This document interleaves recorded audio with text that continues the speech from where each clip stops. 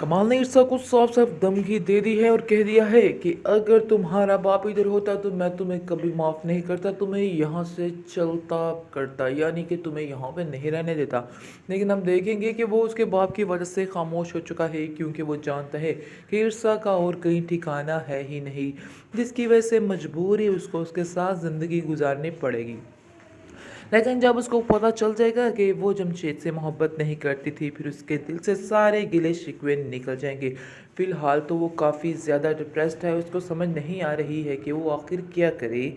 इसके बाद मज़ीद आप देखेंगे कि इस टेंशन की वजह से वो बार बार अब उससे ईर्षा से लड़ना शुरू कर देता है और ईर्षा को कहता है कि क्या आखिर तुमने ड्रामा पकड़ा हुआ है। ईर्षा भी अब इस बातों से तंग आ चुकी है, उसको भी समझ नहीं आ रही कि वो क्या करे। अब वो कहेगी कि मैं आपको बार बार यकीन नहीं दिला सकती हूँ, आप चाहे जो मर्जी कर लें। ईर्षा कमाल से कहेगी कि आप जैसा समझ रहे हैं वैसा कुछ भी नहीं है, अगर आपके दिल में कोई भी बदगुमानी या कोई भी परेशानी है तो मेरे बारे में निकाल दें। यानी मैंने कभी भी जमशेद को किस बुरी नज़र से नहीं देखा है, अगर मैं चाहती तो मैं कुछ भी कर सकती थी, लेकिन मैंने ऐसा कुछ भी नहीं किया है। तीन ड्रामा फॉर कैसा एपिसोड में आप देखेंगे कि जमशेद जो है वो कह तो चुका है कि वो कभी भी ईर्षा से नहीं मिलेगा और ना ही उसका ध्यान दिल में लाएगा। आगे से उसकी बहन बानो कहेगी कि तुम नहीं समझ रहे हो कि ये तुम्हारे लिए बात कितनी मुश्किल है, तुम आखिर कैसे ईर्षा को भूल सकते हो।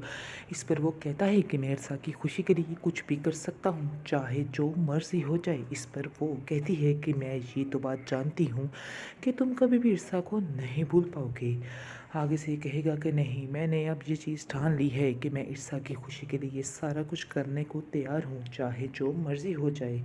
इसके बाद आप देखेंगे कि बानो कहेगी कि मुझे ऐसा लगता है कि जैसे मुझे ईर्षा से ताल्लुक़ ख़त्म करना होगा, यानी कि इस हमारी वजह से उसके घर में कोई भी मुश्किलात ना आए, इसलिए बेहतर यही होगा कि अब हम ईर्षा से सारे ताल्लुक़ तोड़ लें, उससे कोई वास्ता कोई ताल्लुक़ ना रखें।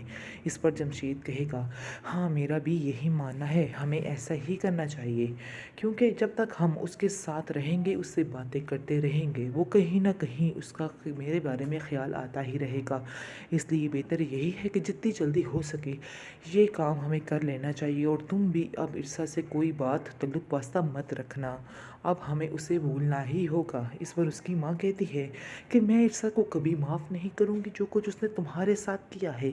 आगे से वो कहता है कि आप किस किस्म की बातें कर रही हैं, उसने आखिर क्या किया है, उसने तो कभी इस चीज़ का इजहार किया ही नहीं था जिसकी उसको सज़ा मिल रही है।